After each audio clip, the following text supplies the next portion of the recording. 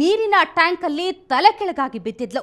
ಒಂದು ಕಡೆ ಸುಟ್ಟ ಉರಿ, ಇನ್ನೊಂದು ಕಡೆ ಉಸಿರುಗಟ್ಟಿಸಿದ ನೀರು. ಆ ಸಿಚುವೇಶನ್ ನೋಡಿದ್ರೆ ನೀರಿನ ತೊಟ್ಟಿಯಲ್ಲೇ ಹೆಣ ಬಿದ್ದಿದ್ರು ಆಶ್ಚರ್ಯ ಇರಲಿಲ್ಲ. ಆದರೆ ಆಕೆಯ ನಸೀಬಲ್ಲಿ ನರಳಿ ನರಳಿ ಸಾಯ್ಬೇಕು ಅಂತ ಇತ್ತು ಅನ್ಸುತ್ತೆ. 40ಕ್ಕೂ ಹೆಚ್ಚು ದಿನ ಆಸ್ಪತ್ರೆಯಲ್ಲಿ ಮಲಗಿದ್ದು ಮಸಣದ ದಾರಿ ಹಿಡಿದ್ಲು. ಇದು ಕುಡುಕ ಗಂಡನ ನತದೃಷ್ಟ ಹೆಂಡತಿ ಸತ್ತು ಮಲಗಿದ ಕಥೆ.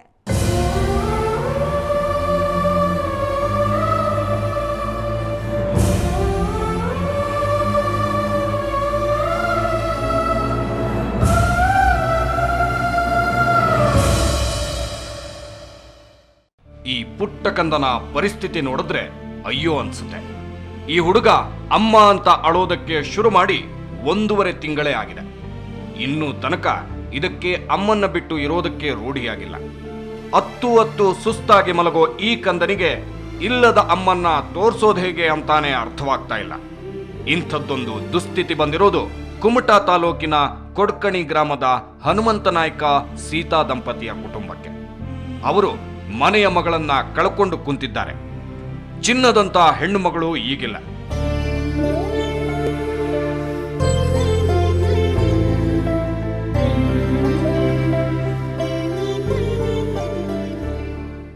ಆಕೆಯನ್ನ ಇಲ್ಲಿಗೆ 6 ವರ್ಷಗಳ ಹಿಂದೆ ಮದುವೆ ಮಾಡಿ ಪಕ್ಕದ ಅಂಕೋಲಾ ತಾಲೂಕಿನ ಕುಂಬಾರಕೇರಿಗೆ ಕಳಿಸಿಕೊಟ್ರು.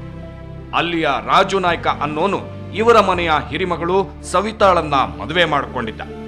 ಅಳಿಯ ರಾಜು ನಾಯ್ಕ ಫಾರೆಸ್ಟ್ ಗಾರ್ಡ್ ಆಗಿ ಕೆಲಸ ಮಾಡ್ತಾ ಇದ್ದ. ಸರ್ಕಾರಿ ನೌಕರಿಯಲ್ಲಿದ್ದಾನೆ.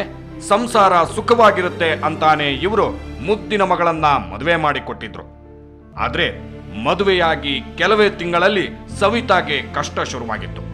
ಪ್ರತಿದಿನ ಕುಡಿದು ಬರೋ ಗಂಡ ಕುಡಿದ ಅಮಲಲ್ಲಿ ಹೆಂಡತಿಗೆ ಹಣ ತಗೊಂಬ ಅಂತ ಹೊಡಿತಿದ್ದ. ಸ್ವಲ್ಪ ದಿನ ಸಹಿಸ್ಕೊಂಡವಳು ನಂತರ ತಂಗಿ ಗೀತಾ ಹತ್ರ ಕಷ್ಟ ಹೇಳ್ಕೊಂಡಿದ್ಲು. ಅವಳು ನನ್ನ ಹತ್ರ ಬಂದವಾಗ ಗಂಡನ ವಿಷಯ ಎಲ್ಲ ಹೇಳ್ಕೊಳ್ತಿತ್ತು. ಕಷ್ಟ ಕೊಡ್ತಿದ್ದೆ, ತೊಂದರೆ ಕೊಡ್ತಿದ್ದೆ. ನಿಮ್ಮ ಸಲುವಾಗಿ ನಾನು ಸಹಿಸ್ಕೊಳ್ತಿರ್ತಿದ್ದೆ. ಯಾವಾಗಾದ್ರೂ ಸುಧಾರಿಸೋನಲ್ಲ ಅಂದ್ಕೊಳ್ತಿರ್ತಿದ್ದೆ. 2 ಮಂದಿ ಗಂಡು ಮಕ್ಕಳಲ್ಲ, ಅವ್ರು ನೋಡಿ ಖುಷಿ ಪಡ್ತಿದ್ದೆ ತಾನು. ಮತ್ತು ಹಣ ಏನು ಕೊಡೋದಲ್ಲ, ನೀವೇ ಕೊಡೋಗು ಸರ್, ನಾನು ನೆಮ್ಮದಿಯಿಂದ ಇರ್ತೀನಿ. ನಾವು ಹೇಳ್ತಿದ್ರಲ್ಲ, ನಾವು ಕುಡಿತೀನಲ್ಲ, ನೀನು ಕುಡಿತಾ ಇರ್ತಿದ್ನಲ್ಲ, ಮತ್ತು ಹೆಂಗಾದ್ರೂ ಸಹಿಸ್ಕೊಂಡಿರ. ಹಿಂಗೆ ಪಾಪ ಇವಳಾದ್ರೂ ಏನಂತಾಳೆ. ಅಕ್ಕಂಗೆ ಸಮಾಧಾನ ಮಾಡಿ ಕಳಿಸ್ತಿದ್ಲು. ಆಕೆಯ ಕಷ್ಟ ಜಾಸ್ತಿ ಆದಾಗ ಹಿರಿಯರಿಗೆ ಹೇಳಿದ್ದೂ ಇತ್ತು. ಆದ್ರೆ ಯಾರಿಗೂ ಏನೂ ಮಾಡಕ್ಕಾಗ್ಲಿಲ್ಲ.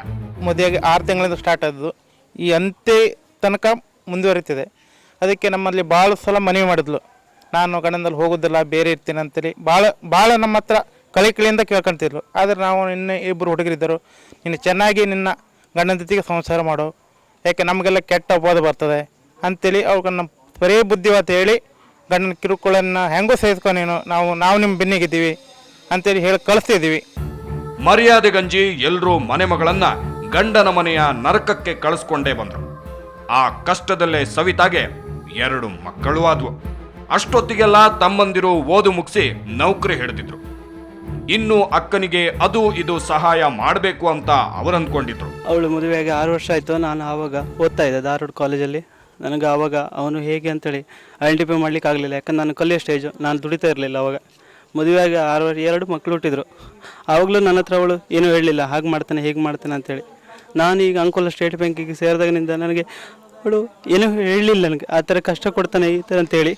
ಬಟ್ ಮನೆ ಬಂದು ಅವಾಗ ಸ್ವಲ್ಪ ಹೇಳ್ತಿದ್ಲು. ನಾನು ಸಣ್ಣವನು, ನಾನೇನು ಬುದ್ಧಿ ಹೇಳಲಿ ಅವಳಿಗೆ. ಆದರೂ ಸೊಗಾಸಿರು, ನಾನು ಬೇಕಾದ್ರೆ ದುಡ್ಡು ಕೊಡ್ತೀನಿ, ನಿನಗೆ ಹಣ ಬೇಕಾದ್ರೆ ಕೇಳು, ನನಗೆ ಕೊಡ್ತೀನಿ ಅಂತ ಹೇಳಿ ಕಳಿಸಿದೆ ಅವಳಿಗೆ. ಪಾಪ ಹಾಗೆ ಹೋಗ್ತಿದ್ಲು ಅವಳು. ಇನ್ನು ಸವಿತಾ ಫ್ಯಾಮಿಲಿಯನ್ನ ಒಂದು ಹಂತಕ್ಕೆ ತರಬೇಕು, ಅವರಿಗೆ ಅದು ಇದು ಸೌಕರ್ಯ ಮಾಡಿಕೊಟ್ಟು ಅಳಿಯನ ಮನ ಮೆಚ್ಚಿಸಬೇಕು ಅಂತ ತವರಿನಲ್ಲಿ ಮಾತುಕತೆ ನಡ್ಕೊಂಡಿದ್ದಾಗಲೇ ಅನಾಹುತ ನಡೆದೋಯ್ತು. ಸವಿತಾಗೆ ಬೆಂಕಿ ತಾಕಿದೆ ಅನ್ನೋ ಸುದ್ದಿ ಬಂತು. ಕೂಡಲೇ ಹೋಗಿ ಹುಬ್ಬಳ್ಳಿಯ ಕಿಮ್ಸ್ನಲ್ಲಿ ಆಕೆಗೆ ಚಿಕಿತ್ಸೆ ಕೊಡಿಸಿದ್ರಾದ್ರೂ ಅವಳು ಬದುಕಲಿಲ್ಲ. ಸಾಯೋ ಮೊದಲು ಆಕೆ ಹೇಳಿದ್ದು ಹೃದಯ ಕಲುಕೋ ಕಥೆಯನ್ನ. ಮಗಳು ಮದುವೆ ಅಂತ ಆದ್ಮೇಲೆ ಕಷ್ಟನೋ ಸುಖನೋ ಗಂಡನ ಜೊತೆಗೆ ಇರಬೇಕು, ಇಲ್ಲ ಅಂದ್ರೆ ಮಾನ ಹೋಗುತ್ತೆ ಅಂತ ಹುಡುಗಿಗೆ ಸಮಾಧಾನ ಹೇಳಿ ಕಳಿಸ್ತಾ ಇದ್ದ ಹೆತ್ತವರಿಗೆ ಈಗ ಎಂಥ ತಪ್ಪು ಮಾಡಿಬಿಟ್ವಿ ಅನ್ನಿಸ್ತಾ ಇದೆ. ಕುಡುಕ ಗಂಡ ಕೊಲೆ ಮಾಡಿದ್ದಲ್ದೆ ಬ್ಲ್ಯಾಕ್ ಮೇಲ್ ಮಾಡಿ ಕಥೆಯನ್ನೇ ಉಲ್ಟಾ ಪಲ್ಟಾ ಮಾಡಾಕ್ಬಿಟ್ಟ ಅನ್ನೋದು ಗೊತ್ತಾಗಿದ್ದು ಸವಿತಾ ಸಾಯೋದಕ್ಕೂ ಸ್ವಲ್ಪ ಮೊದಲು. ಅದರ ಬಗ್ಗೆ ಹೇಳ್ತೀವಿ ಒಂದು ಬ್ರೇಕ್ನ ನಂತರ.